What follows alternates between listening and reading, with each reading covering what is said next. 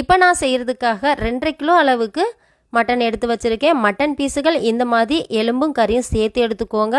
Mutton பீஸுகளை நல்லா இந்த மாதிரி பெரிய பெரிய பீசஸாக கட் பண்ணி எடுத்துக்கணும். மட்டன் பிரியாணிக்கு கொஞ்சமாக ஒரு 50 கிராம் அளவு கொழுப்பும் சேர்த்து எடுத்துக்கிட்டேன். இப்போ குக்கருக்கு மாற்றிக்கலாம். கழுவி சுத்தம் பண்ணதுக்கு அப்புறமா குக்கருக்கு மாற்றிட்டு 2 டேபிள் ஸ்பூன் இஞ்சி பூண்டு பேஸ்ட்டு, கொஞ்சமாக உப்பு சேர்த்துக்கோங்க. இது கூடவே மூழ்கிற அளவு தண்ணி இதையும் சேர்த்துட்டு நல்லா கலந்து விட்டணும். இப்போ இது கூடவே கொஞ்சமாக புதினா இலைகள் வாசத்துக்காக சேர்த்துருக்கேன். பெரிய வெங்காயம் ஒரு பாதி பெரிய வெங்காயத்தை கட் பண்ணிவிட்டு சேர்த்துட்டு இந்த மாதிரி நல்லா கலந்து விட்டுருங்க. வெறும் மட்டனை போட்டு வேக வைக்கிறதால நமக்கு டேஸ்ட் நல்லா இருக்காது. ஸோ அதனால தான் இது எல்லாமே சேர்த்துருக்கோம். குக்கரை மூடிட்டேன். ஒரு விசில் வந்துருச்சு. ஓரமாக எடுத்து வச்சு பிரியாணி செய்கிற பாத்திரத்தை அடுப்பில் வச்சுட்டேன். மொத்தமாக ஆயில் அது கூடவே நெய்யும் சேர்த்து 1/2 லிட்டர் அளவு எடுத்திருக்கேன். பட்டை, கிராம்பு, ஏலக்காய் எல்லாத்தையுமே சேர்த்துட்டு 800 கிராம் அளவுக்கு பெரிய வெங்காயம் எடுத்திருக்கேன். அதையும் சேர்த்து இந்த மாதிரி நல்லா கலந்து விட்டுருங்க. பெரிய வெங்காயம் ஓரளவுக்கு நமக்கு பொன்னிறமாக வரட்டும். ஸோ அது வரைக்கும் நம்ம இதை வதக்கி விட்டுக்கலாம். இந்த அளவுக்கு நல்லா பொன்னிறமாக வந்துருச்சு பாருங்கள். ரொம்பவும் நான் கருக விடலை. இப்போ இது கூடவே 500 கிராம் அளவுக்கு தக்காளி எடுத்திருக்கேன். கிலோவுக்கு 250 கிராம் அளவுக்கு, 2 கிலோ அப்படிங்கிறதுனால மொத்தமாக 500 கிராம். இப்போ கல்லுப்பு தேவையான அளவு சேர்த்துட்டோம் அப்படின்னா சீக்கிரமாகவே இந்த தக்காளி வெங்காயம் நமக்கு வதங்கி வந்துடும். மூடியை போட்டு மூடி நம்ம வச்சிடலாம்.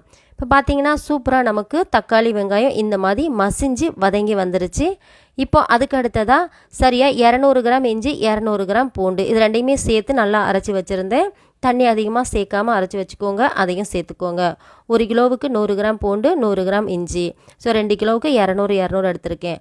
மல்லித்தலை, புதினா நல்லா 3 கைப்பிடி அளவு எடுத்திருக்கேன். ஒரு 8 பச்சை மிளகாய் அதையும் சேர்த்துட்டு இந்த மாதிரி நல்லா வதக்கி விடுங்க. இந்த மாதிரி அடுப்பில் வச்சு நம்ம குக் பண்ணும்போது அடி பிடிக்கும். ஸோ அதனால கொஞ்சம் சிம்மில் வச்சுக்கோங்க. இப்போ நம்ம மிளகாய்த்தூள், கரம் மசாலா, பிரியாணி மசாலா உங்கள் காரத்துக்கு ஏற்ப கூட குறைச்சி சேர்த்துக்கோங்க. ஒரு சில மிளகாய்த்தூள் காரம் அதிகமாக இருக்கும். இப்போ இதில் 400 ml வரைக்கும் தயிர் சேர்த்துருக்கேன். அதையும் சேர்த்துட்டு நல்லா இந்த மாதிரி கலந்து விட்டுருங்க. அடுப்பை ஓரளவுக்கு மீடியமான ஹீட்டில் வச்சு கலந்து விடுங்க, இல்லைன்னா அடி பிடிச்சிரும். தயிர் எல்லாமே செட் ஆகி எல்லாம் மசிஞ்சு வந்துருச்சு. இந்த டைமில் மொத்தமாக 5 லெமன் நான் புழிஞ்சு விட்டுக்கிறேன். 5 எலுமிச்சம்பழம் எனக்கு சரியாக இருந்துச்சு. தயிரும் சேர்த்துருக்கோம், தக்காளியும் சேர்த்துருக்கோம். இந்த அளவுக்கு புளிப்பு மீடியமான பழமாக எடுத்துக்கோங்க. இப்போ மசாலா எல்லாம் ரெடி ஆயிருச்சு. மட்டன் வேக வச்சுருந்தோம். தண்ணியை மட்டும் எடுத்து வச்சுட்டு மட்டன் எல்லாத்தையுமே உள்ளே சேர்த்துட்டு இந்த மாதிரி கலந்து விட்டுக்கோங்க. மட்டன் நம்ம ஒரு விசில் தான் விட்டுருக்கோம். அதனால கரண்டியை போட்டு இந்த மாதிரி கிண்டும் போது குழஞ்சி போகாது. மிச்சம் இருக்கக்கூடிய சூட்லேயே நமக்கு சரியாக வெந்து வந்துடும். அடுப்பை மீடியமான ஹீட்டில் வச்சுட்டு இந்த மாதிரி கலந்து விடுங்க. இப்போ மசாலா எல்லாமே நல்லா மட்டனுக்கு இறங்கணும். அதனால ஓரளவுக்கு மீடியமான ஹீட்டில் வச்சு கலந்து விட்டுக்கோங்க. 2 கிலோ அரிசி மொத்தமாக எனக்கு 5 உலக்கு இருந்துச்சு. 5 உலக்குக்கு நான் 10 உலக்கு அளவு தண்ணி ஊற்றிருக்கேன். தண்ணியை நல்லா ஊற்றிட்டு அதை நல்லா இந்த மாதிரி கொதிக்க விட்டுக்கோங்க. பாசுமதி ரைஸ் செய்கிறதுக்கு முன்னாடியே ஒரு அரை மணி நேரத்துக்கு நான் ஊற வச்சுட்டேன். தண்ணியோட அளவு கூட குறைச்சி நீங்கள் பார்த்து சேர்த்துக்கோங்க. இப்போ தண்ணி நல்லா கொதிச்சு வந்ததுக்கப்புறமா அரிசி எல்லாத்தையுமே சேர்த்துக்கலாம். 2 கிலோ அரிசிக்கு 4 லிட்டர் அளவு தண்ணி சரியாக இருக்கும். இப்போ கலந்து விடுங்க. அரிசி எதுவுமே உடையாத அளவுக்கு மெதுவாக கலந்து விட்டுட்டு அடுப்பை நல்லா மீடியமான ஹீட்டில் வச்சுட்டு இந்த மாதிரி மூடி போட்டு மூடிடுங்க. அடுத்ததாக அடுப்பை நல்லா சிம்மில் வச்சுருங்க. இந்த மாதிரி வரும்போது நல்லா அடியில் கரண்டியை கொடுத்து இந்த மாதிரி மேலேயும் கீழேயும் நீங்கள் எடுத்து விடணும்.